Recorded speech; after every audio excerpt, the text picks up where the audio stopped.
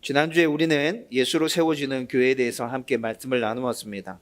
바울은 2장 1절에서 10절까지 교회에 임하는 보편적인 하나님의 은혜, 보편적인 구속의 역사에 대해서 쭉 설명해 주었어요. 그리고 난 다음에 지난주에 우리가 나누었던 11절에서 18절까지는 범위를 좀 좁혀서 이방인, 특히 에베소인에게 임하는 하나님의 은혜에 대해서 설명해 주었죠. 보통 사람들은 보편적인 진리로 설명하면 그것이 자신의 이야기라고 잘 받아들이지 않습니다. 그래서 바울은 하나님의 놀라운 은혜로 교회로 부름받은 이들이 바로 너희라는 것을 강조해서 지난주에 말씀을 선포해 주었습니다. 그때 에베소인들은 이방인이었죠. 그리고 무할례자였고 하나님으로부터 멀리 떨어져 있는 자들이었습니다. 이게 지난주 나누었던 11절의 말씀이었죠. 그리고 12절의 말씀에서는 좀 더 이방인들의 상태를 구체적으로 언급하는데 그리스도 밖에 있었고 이스라엘 나라 밖에 있었고 언약에 있어서 외인들이었고 소망이 없는 자들이었고 하나님이 없는 자들이었다고 바울은 에베소인들을 그렇게 설명해 주었어요. 그런데 그때는 그랬는데 이제는 13절에서 이제는 어떻게 됐어요? 예수 안에서 유대인과 한 몸이 되었고 또 하나님으로부터 가까이 있는 자가 되었다라고 바울이 선포했었습니다. 유대인과 이방인 사이에 막힌 담을 모두 허시고 한 새 사람을 지어 화평하게 해주셨죠. 이게 지난주 나누었던 15절과 16절에 있는 말씀이었어요. 유대인과 이방인들은 아주 견고한 담이 서로 사이에 쌓여져 있었고 또 다르게 표현하면 아주 깊은 골이 패여져 있어서 절대 하나 될 수 없는 그런 상황 가운데 놓인 자들이었죠. 그런데 이들이 예수 그리스도의 구속사역으로 말미암아 하나로 온전히 합해졌고 새로운 공동체로 탄생되어졌어요. 그 새로운 공동체가 저와 여러분들이 지금 함께 나누고 있는 교회라는 것입니다.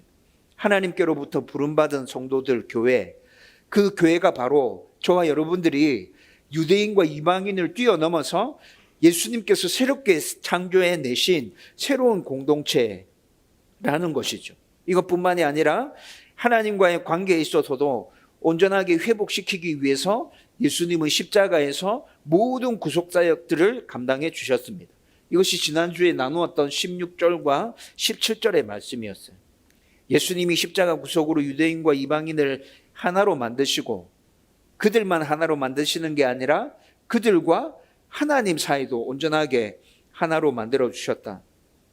그리고 18절에 가보면 모든 교회와 성도는 예수님 안에서 성령을 통해서 하나님의 보좌 앞에 담대하게 나아갈 수 있다.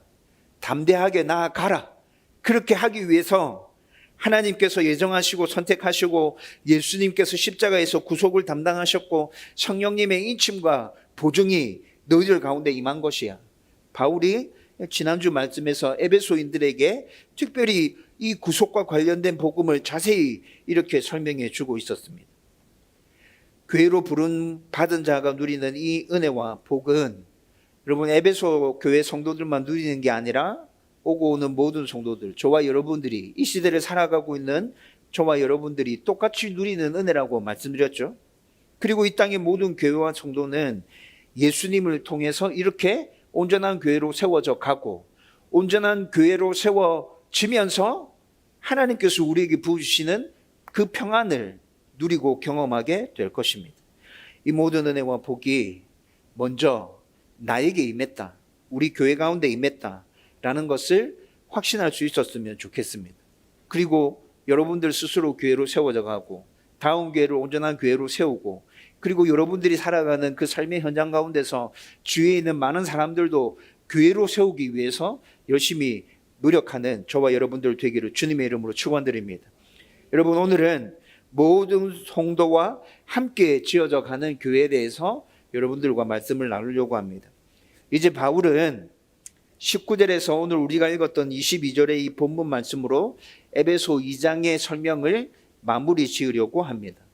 여러분 제가 19절에서 22절 말씀을 묵상하면서 바울이 지금 세 포인트로 2장 전체를 마무리 짓고 있다는 느낌을 계속 받게 됐어요. 그래서 오늘 설교도 세 포인트로 여러분들과 함께 말씀을 나누려고 합니다.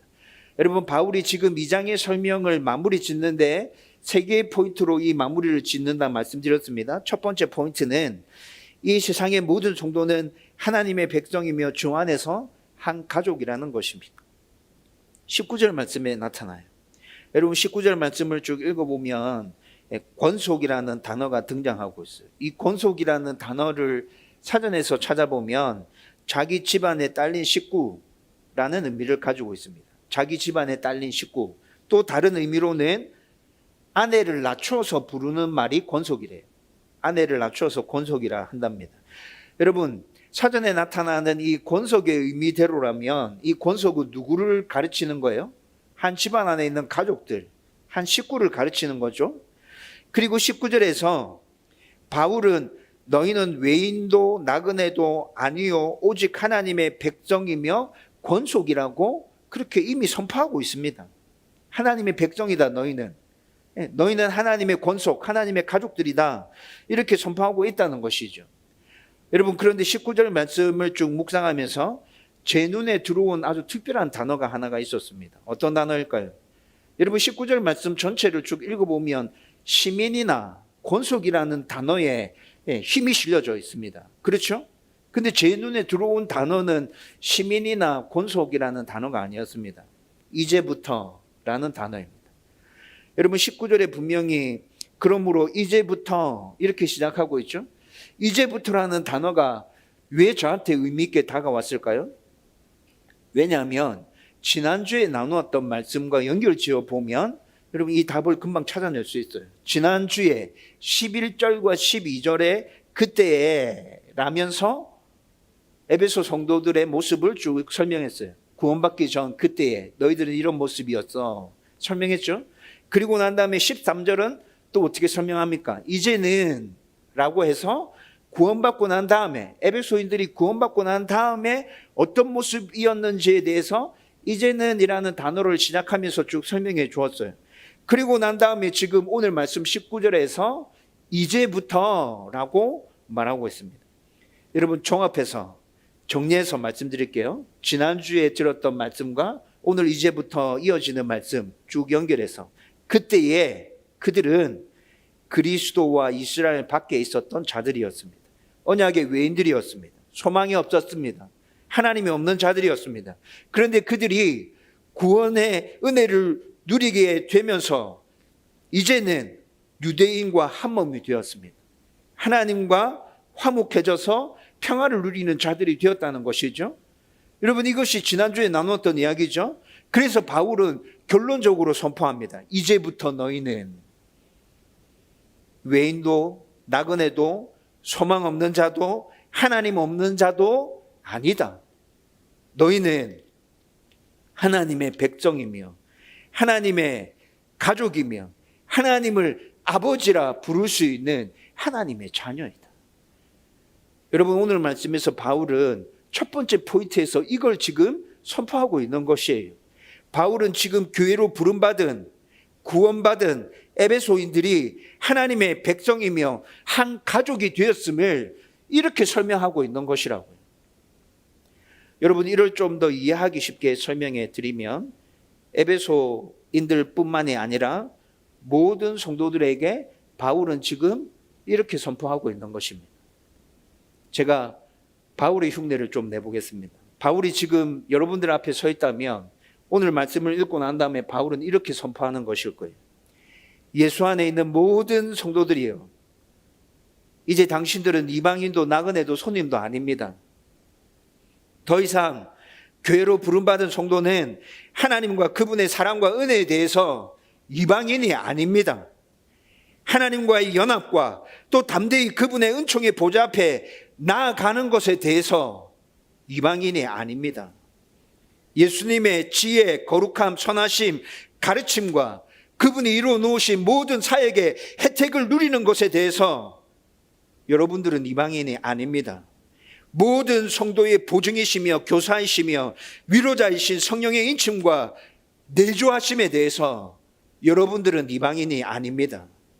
삼위 하나님의 모든 은혜와 언약과 축복과 인도와 보호에 대해서 여러분들은 이방인이 아닙니다. 교회로 부름받은 모든 성도는 하나님 나라의 시민이며 하나님의 가족들입니다. 삼위 하나님과의 동행과 모든 은혜와 복을 누릴 자격이 있는 그분의 백성이며 그분의 자녀입니다. 그러므로 성도들이여, 눈치 보지 마십시오. 기죽지 마십시오. 마음을 강하게 해서 천국의 시민이라는 자부심을 누리십시오. 하나님께서 여러분들에게 주시는 복을 마음껏 받아 흘려 보내십시오. 여러분, 오늘 바울이 저와 여러분들 앞에 서 있다면 오늘 이 말씀을 읽고 난 다음에 첫 번째 포인트에서 저는 이렇게 선포했을 것이라 확신합니다. 저와 여러분들은 이방인이 아닙니다. 외인이 아닙니다. 나그네가 아닙니다. 손님이 아닙니다. 하나님의 자녀입니다. 하나님 나라의 백성입니다. 여러분, 이 확신을 가지고 살아갈 수 있기를 주님의 이름으로 축복드립니다. 둘째 포인트, 모든 성도는 말씀을 기초로 예수님을 기준으로 서로 연결되어 한 성전으로 지어져야 한다는 것입니다. 오늘 20절에서 21절 말씀에 나타납니다. 여러분, 이 포인트는 바울은 고린도전서 12장에서 다른 예를 들면서 이 포인트를 똑같이 설명했던 적이 있었습니다. 여러분, 고린도전서 12장 말씀을 쭉 읽어보면 바울은 지금 제가 방금 말씀드렸던 이 포인트를 사람의 몸에 비유해서 똑같이 설명합니다. 교회는 한 몸이다. 그 몸의 머리는 예수님이시다. 각 지체는 성도로 구성된 유기체적인 연합이다. 또 각 지체는 필요 없는 지체가 없고 전부 다 필요하고 각자 역할이 다 있다. 서로의 역할이 충실히 제대로 잘 감당될 때 그 몸은 건강하다. 여러분, 이것이 고린도전서 12장에서 바울이 교회를 몸에 비유해서 설명한 설명이죠. 여러분, 그런데 바울은 고린도전서 12장에서 교회를 이렇게 설명했는데 오늘 말씀에서는 성전 건축에 비유해서 똑같은 진리를 조금 다르게 설명해 주고 있습니다. 여러분, 바울이 교회에 대한 이 진리를 한 번은 몸에 비유해서 설명했다가 한 번은 성전 건축에 비유해서 설명했다가, 여러분, 왜 이렇게 지금 바울이 설명하고 있는 것이죠? 담겨져 있는 진리는 똑같습니다. 이 진리를 왜 다르게 이렇게 설명하고 있는 거예요? 여러분, 이해의 폭을 넓히기 위해서 그래요. 성전이나 건축과 관련된 일들을 하고 있는 사람이라면 오늘 말씀에 등장하는 이 성전 건축의 비유를 통해서 교회가 어떤 개념으로 세워지고 있는지 분명히 이해하고 깨달았을 것입니다. 사람의 몸에 대해서 관심이 있고 사람과 직접적으로 깊이 연관된 일들을 하는 사람이라면 고린도전서 12장에 나타나는 그 몸의 비유를 통해서 교회가 어떤 개념으로 세워지고 있는지 사람들은 빨리 이해할 수 있었을 거예요. 여러분, 성경에 다양한 비유들이 등장하잖아요. 굉장히 중요한 진리는 여러 비유를 통해서 한 진리를 계속해서 설명해 주고 있습니다. 예수님도 이 방법을 사용하셨죠. 이해의 폭을 넓히기 위해서 그래요. 여러분, 오늘은 성전 건축에 비유해서 교회가 어떤 존재인지 설명해 주고 있는데, 여러분 20절 말씀에 보면 너희는 사도들과 선지자들의 터 위에 세우심을 입은 자라고 선포하고 있습니다. 여러분, 이 말씀은 지금 우리가 세워가는 성전, 그 성전의 기초가 어디인지에 대해서, 기초가 무엇인지에 대해서 지금 말씀해 주고 있는 것이죠. 여러분, 20절 말씀에 사도들과 선지자들의 터, 이게 무엇을 가르치는가? 신약 성경을 연구하는 학자들은 신약 성경을 가르치는 것이라고 주장합니다. 여러분, 보통 사도들과 선지자들의 터 이렇게 나오면 우리는 뭐라고 생각하죠? 신약 성경이라 생각합니까? 성경 전체라고 생각하잖아요.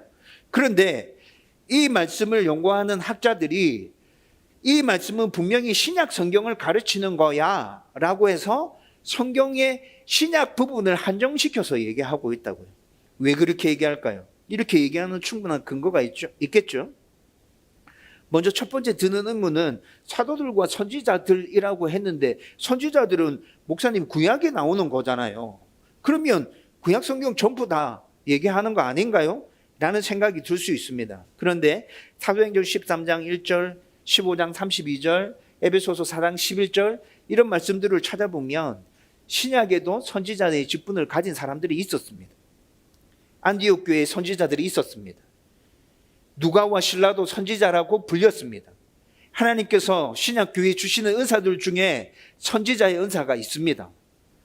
여러분 이런 것들로 다 종합해서 생각해 보면 신약에도 선지자가 있구나. 그러면 사도들과 선지자들의 터라는 말이 신약 성경을 가르치는 것이 될 수 있겠다. 그리고 특별히 이렇게 신약 성경이라고 범위를 좁혀서 학자들이 이해하는 이유는 여러분 교회에 대한 구체적인 내용이 어디 등장하고 있죠? 구약 성경에 교회에 대한 내용이 구체적으로 등장합니까? 교회에 대한 개념은 신약 성경에서부터 등장하는 거라고. 예수님께서 구속사역을 이루시고 난 다음에 성령이 임하시고 난 이후에 이 땅에 교회가 시작되는 거예요.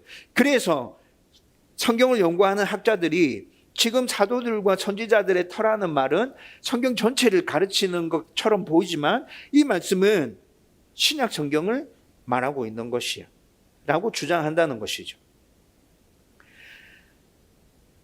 사도들과 선지자들 모두 어떤 일을 하는 사람들이죠? 신약에 나타났던 사도들과 선지자들 모두 하나님의 말씀을 가르치는 사역을 담당했던 소수의 사역자들이었습니다.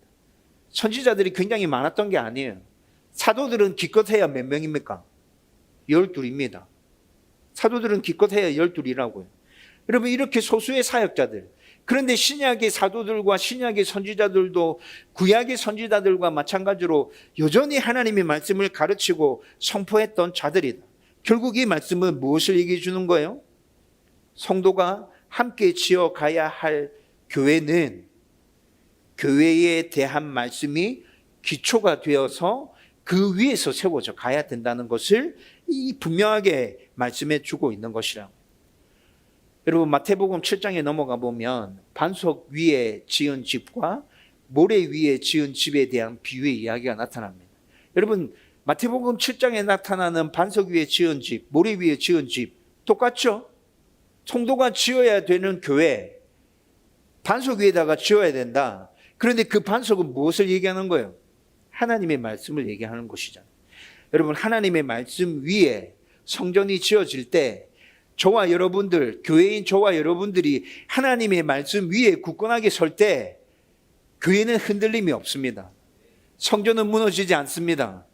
아무리 사탄이 우리를 공격한다 할지라도 그 교회는 주님 오실 때까지 영원히 건강하게 세워져 있을 것입니다. 여러분 제가 우리 교회를 세울 때 붙들었던 교회론이 있습니다. 7가지. 언젠가 한번 다시 또 하게 될 날이 올 겁니다. 여러분 그 7가지 교회론 중에 우리 교회 기초 말씀, 다음 교회는 말씀을 기초로 해서 건강하게 세워져야 한다. 저와 여러분들은 말씀을 기초로 해서 그 위에 건강하게 세워져야 합니다. 여러분 제 설교가 좀 어려울 수 있습니다. 그런데 제 설교가 말씀을 중심으로 해서 교리를 풀어서 설명하는 이 설교를 이렇게 하고 있는 이유가 저와 여러분들이 그 말씀을 기초로 해서 그 위에 세워져야 튼튼하게 세워질 수 있기 때문에 그렇습니다. 여러분 저는 계속해서 이 설교의 방법을 고수해 갈 겁니다.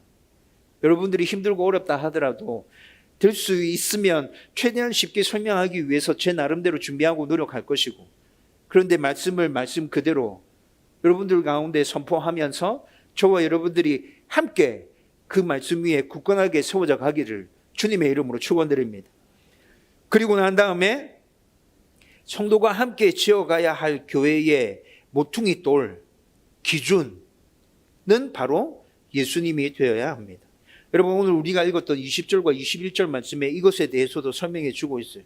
모퉁이 돌은 예나 지금이나 건축에 있어서 아주 중요한 역할을 합니다. 건축에 있어서 기준이라고 할 수 있습니다.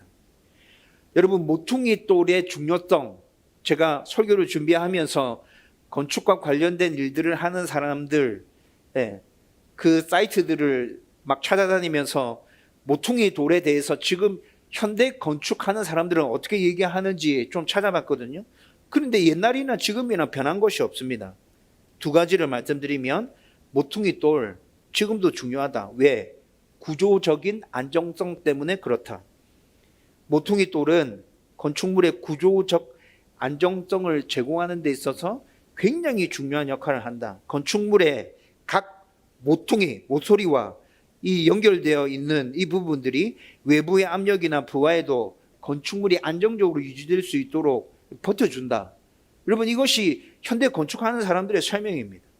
강도와 내구성에 있어서도 모퉁이 돌은 굉장히 중요하다. 모퉁이 돌이 제대로 딱 놓여져 있으면, 제대로 기준을 잘 잡아주고 있으면 그 건물의 강도와 내구성이 엄청 높아진대요. 여러분, 이것이 현대 건축하는 사람들의 지금도 모퉁이 돌에 대한 이야기입니다. 성도들이 함께 지어가야 할 성전의 모퉁이 돌 기준, 바로 예수님이어야 합니다. 그렇지 않으면 그 건축물은, 그 성전은 엉망진창 되는 거예요. 여러분, 왜 예수님이 우리의 성전에 있어서 기준이 되어야 합니까? 왜 예수님이 모퉁이 돌이 되어야 합니까? 여러분, 예수님은 이 땅에 오셔서 사람으로 사시면서 우리가 지키지 못했던 모든 율법을 온전하게 지키심으로 우리의 완벽한 모범이 되어 주셨습니다. 완벽한 기준이 되어 주셨단 말이에요. 그러니까 그분이 모퉁이 돌이 되어서 그분의 기준을 따라서, 그분의 모범을 따라서 지어져 간다면 온전한 성전으로 건축되지 않겠습니까? 여러분, 이것뿐만이 아니라 저와 여러분들이 성전을 지어갈 수 있는 그 출발점이 어디서부터 시작되었습니까? 예수님의 구속으로부터 시작되어진 것 아닙니까? 저와 여러분들이 성전을 지어갈 수 있는 그 출발점, 예수님의 구속으로부터 시작된 것이잖아요. 그렇기 때문에 예수님이 성전의 모퉁이 돌이 되셔야 된다는 거예요. 기준이 되셔야 된다는 거예요. 여러분, 기준이 제대로 딱 놓여져 있습니다. 짓다가 잘못 지을 수도 있겠죠. 문제가 생길 수도 있을 거예요. 그러면 허물고 다시 지어야 될 거예요. 근데 기준이 살아있어요. 기준이 살아있으면 물론 힘들고 시간도 더 많이 걸리고 어렵겠죠. 그런데 잘못되었으면 허물고 다시 기준을 중심으로 해서 지어가면 되죠. 이런 의미도 담겨져 있어요. 여러분, 저와 여러분들이 성전을 지어가는 데 있어서 사단은 끊임없이 우리를 공격할 것입니다. 우리가 짓는 성전을 뭉개려고 시도 때도 없이 달려들 거예요. 무너질 때 있을 거예요. 짓는데 이상하게 이렇게 지어서는 제대로 된 성전이 안 되는 방법으로 그렇게 진행될 수도 있습니다. 여러분, 그런데 그때 여전히 모퉁이 돌 되신 예수님은 여전히 기준으로 자기 자리를 지키고 계십니다. 어떻게 하면 됩니까? 다시 지어가면 됩니다. 기준을 중심으로 해서 예수님 모범을 따라서 다시 성전을 지어가면 된다고요. 여러분, 예수님이 우리의 기준이 되신다, 모퉁이 돌이 되신다, 이런 모든 의미들을 다 품고 있다는 것이죠. 여러분, 저와 여러분들이 지어가야 될 성전, 기초는 말씀이다. 그 성전의 기준은 예수님이시다. 여러분, 이 사실을 저와 여러분들의 머릿속에 확실히 새겨 넣었으면 좋겠습니다. 그리고 두 번째 포인트에서 또 하나 더 생각해야 될 것은 성도들끼리 서로 연결되어서 함께 지어져 가야 된다는 것입니다. 여러분, 앞에 그림 보이시죠? 모퉁이 돌이 있습니다. 여러분, 벽돌이 그 위에 돌들이 잘 다듬어진 돌들이 하나하나 포개져서 위에 쌓여지고 있습니다. 그런데 틈이 보입니까? 구멍이 보입니까? 구멍 없이 촘촘하게 붙어서 서로 연결되어서 지어지고 있죠. 여러분, 모퉁이 돌을 기준으로 해서 성전이 지어져 가는데 구멍이 뻥뻥 뚫려져 있어요. 틈이 막 생겼어요. 틈이 막 넓어요. 여러분, 그러면 그 성전이 튼튼하다고 볼 수 있습니까? 그 성전의 사용세 제대로 쓰임 받을 수 있을까요? 구멍이 뚫려져 있고 그렇게 허술하게 지어져 있다면, 여러분, 우리가 지어가야 할 성전은 성도들과 함께 하나 되어서 지어가는 성전입니다. 저와 여러분들이 나만 잘났는데 내가 알아서 지으면 되지 뭘 성도들이랑 같이 지어. 성도들이랑 같이 지으려 하니까 저 사람 성질도 더럽고 저 사람은 조금 이상한 것 같고 지 고집 엄청 세고 같이 일하려고 하면 힘들어. 그냥 혼자 시간 좀 걸리지. 피곤하고 힘들겠지. 근데 나 혼자 지어가는 게 훨씬 마음 편해. 여러분들 중에 분명히 이렇게 생각하는 성도들이 있습니다. 사람들과 함께, 성도들과 함께 교회를 세워가는 것보다 나 혼자 교회를 세워가는 게 훨씬 더 마음이 편해. 일이 빨라. 쉬워. 여러분, 그런데 성경에서는 분명히 교회는, 성전은 그렇게 지어가는 것이 아니라 말씀합니다. 성전은 함께 지어가는 것입니다. 혼자가 아니라, 같이 일해도 따로따로 지어가는 게 아니라 함께 하나 되어서 저와 여러분들이 말씀을 기초로 해서 예수님을 기준 삼아서 모든 성도들과 함께 온전한 성전을 지어갈 수 있기를 주님의 이름으로 축원드립니다. 마지막으로 세 번째 포인트는 성도 각 개인도 성령 안에서 온전한 교회로 지어져 가야 한다는 것입니다. 오늘 우리가 읽었던 22절 말씀에 이 포인트가 나타납니다. 성도 각 개인도 성령 안에서 온전한 성전으로 지어져 가야 한다. 여러분, 제가 22절 말씀을 묵상하는 가운데 고린도전서 3장 16절의 말씀이 생각났어요. 고린도전서 3장 16절.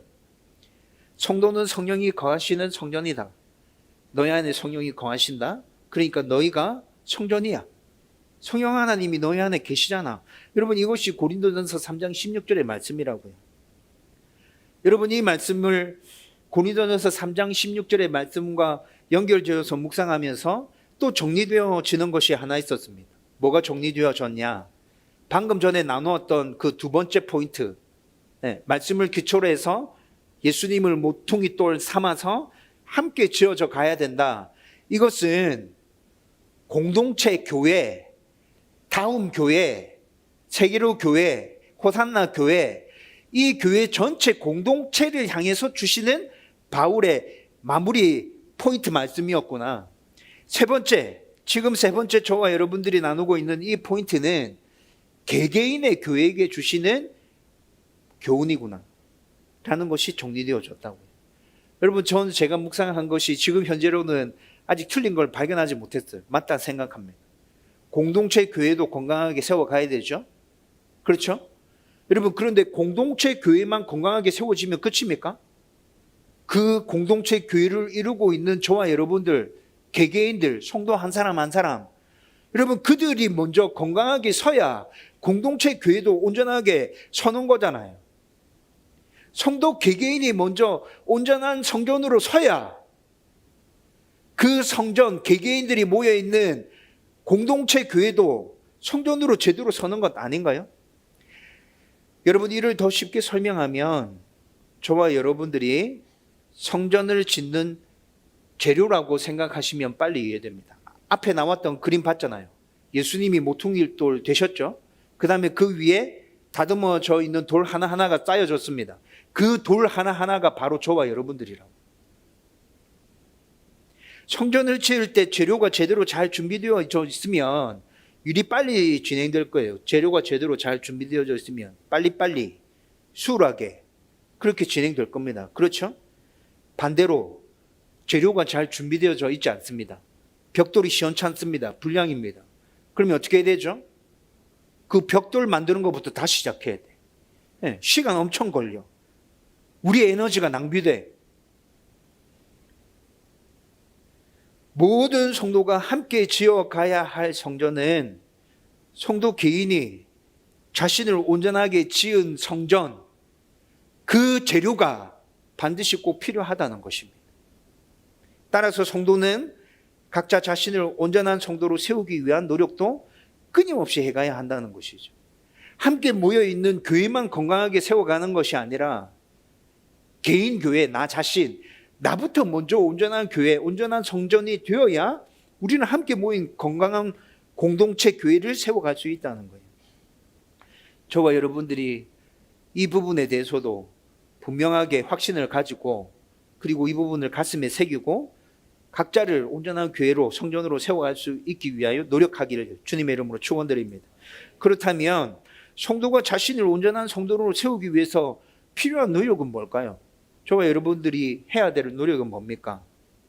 나 개인을 온전한 성도로 세우기 위해서 먼저는 성부 하나님의 예정과 선택, 성자 예수님의 십자가 구속, 성령 하나님의 인침과 보증을 믿으십시오. 여러분, 지금 에베소에서 교회에 대해서 말씀을 나누면서 계속 얘기하고 있는 게 이것이지 않습니까?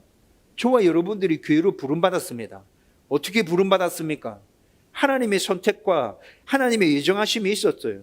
예수님의 십자가 구속 사건이 있었어요. 성령의 인침과 보증이 있었어요. 이 사역으로 말미암아 저와 여러분들이 교회로 부름받은 것이라고요. 이 사역으로 말미암아 앞에서도 설명해 드렸듯이 저와 여러분들이 성전을 지어갈 수 있는 출발선상에 서게 된 것이라고요. 그 다음에 믿어 구원을 받았다면, 하나님의 자녀가 되었다면 삼위 하나님을 예배하고 그분만을 섬기십시오. 그분이 나에게 베풀어 주신 은혜가 어떤 것인지 계속 되뇌이면서 그 하나님만을 예배하고 그 하나님을 높여드리기 위해서 최선을 다하는 삶을 살라는 말입니다. 말씀을 통해서 하나님을 더 깊고 넓게 알아가십시오. 그리고 알게 된 하나님, 알게 된 그 말씀에 순종하면서 그분을 삶 속에서, 여러분들의 삶 속에서 더 풍성히 경험해 가십시오. 그러면서 하나님이 주시겠다고 약속한 모든 은혜와 복을 삶에서 누리면서 그 은혜와 복들을 내가 살아가고 있는 그 삶의 터전 가운데 흘려보내라고요. 그래서 하나님이 이 세상 만물의 주인이며 우리의 좋은 아버지라는 사실을 드러내십시오. 저와 여러분들은 하나님의 작품이라 그랬잖아요. 그렇죠? 그리고 우리의 특별함에 관해서 묻는 사람들이 있다면 삼위 하나님을 자랑하십시오. 너 왜 이렇게 살아가는 거지? 그때 하나님에 대해서 얘기하면 된다고요. 이렇게 살아가는 것이 각자를 온전한 성전으로 세우기 위한 제대로 된 성도의 삶입니다. 저는 저와 여러분들의 삶이 이렇게 드러날 수 있었으면 좋겠습니다. 그리고 이렇게 살아가는 성도가 모인 교회라면 모든 성도가 말씀의 기초 위에 예수님을 기준으로 함께 서로 연결되어서 튼튼하고 멋지고 아름다운 제대로 된 성전을 지어갈 수 있을 것이라 저는 굳게 확신합니다. 교회로 부름받은 우리 모두를 통해 함께 튼튼하고 멋지고 아름다운 성전을 지어갈 수 있기를 주님의 이름으로 축원드립니다. 여러분, 바울은 에베소 2장의 전체 설명을 마무리하면서 이렇게 지금 세 포인트로 하나님의 메시지를 에베소인들에게 선포하고 있는 것이라. 여러분, 이제 말씀을 정리하려고 합니다. 여러분, 오늘 우리가 읽었던 말씀 21절에 보면 성전이 되어 가고 라고 말합니다. 22절에는 함께 지어져 가느니라 이렇게 얘기합니다. 성전이 되어 가고 함께 지어져 가느니라. 여러분, 이 문구에서 사용된 동사들이 있거든요. 이 동사들을 헬라어 시제로 살펴보면 모두 다 현재형 시제로 사용되어졌습니다. 과거 시제로 사용되어진 게 아니라고요. 지어졌느니라, 지어질 것이니라, 이런 게 아니라 지어지고 있느니라, 현재 시제로 사용되어졌다고요. 여러분, 이게 무엇을 말하는 거죠? 하나님 나라의 백성, 하나님의 가족이 된 성도가 함께 지어져 가는 성전은 늘 현재형으로 지금 현재 여러분들의 삶 가운데서 계속해서 지어가야 되는 성전이라는 의미를 담고 있는 것이죠. 완성이 언제입니까? 저와 여러분들이 짓고 있는 이 성전 언제 완성되겠습니까? 예수님 다시 이 땅에 오시는 날 완성될 것입니다.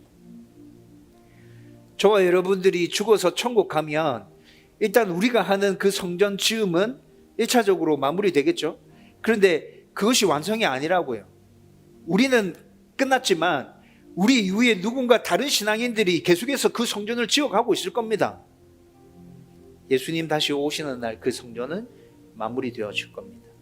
그때까지 우리는 함께 또 각 개인의 성전을 부지런히 최선을 다해서 지어가야 합니다. 어떻게 생각해 보면 아, 목사님, 그거 끝도 없는 고생 아닌가요? 계속 반복하고 그 아무 의미가 없는 일인 것 같은데요. 이렇게 느껴질 수 있습니다. 그런데 성경은 뭐라 얘기하죠? 이렇게 성전을 지어가는 일이 의미 없는 일이라 얘기합니까? 고생의 반복이고 고생으로 끝날 것이다, 이렇게 얘기하나요? 성경은 그렇게 얘기하지 않습니다.